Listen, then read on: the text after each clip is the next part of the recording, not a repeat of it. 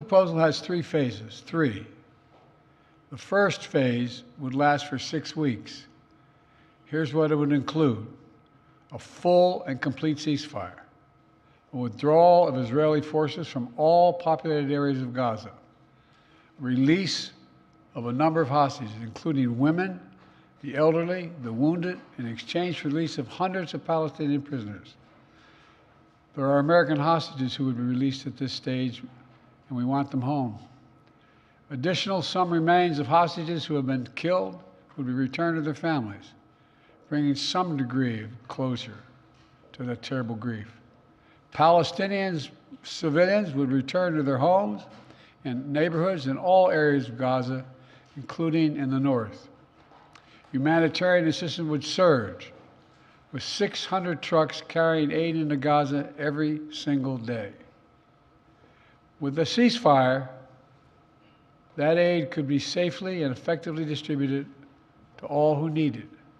Hundreds of thousands of temporary shelters, including housing units, would be delivered by the international community. All that and more would begin immediately. During the 6 weeks of phase one, Israel and Hamas would negotiate the necessary arrangements to get to phase two, which is a permanent end to hostilities. Now, I'll be straight with you. There are a number of details to negotiate to move from phase one to phase two. Israel will want to make sure its interests are protected, but the proposal says if the negotiations take longer than 6 weeks, for phase one, the ceasefire will still continue as long as negotiations continue. In the United States, Egypt, and Qatar would work to ensure negotiations keep going. All agreements, until all the agreements are reached and phase two is able to begin.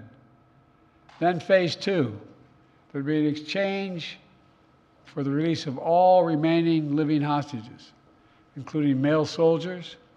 Israeli forces would withdraw from Gaza, and as long as Hamas lives up to its commitments, a temporary ceasefire would become, in the words of the Israeli proposal, the cessation of hostilities permanently, end of quote. Cessation of hostilities permanently.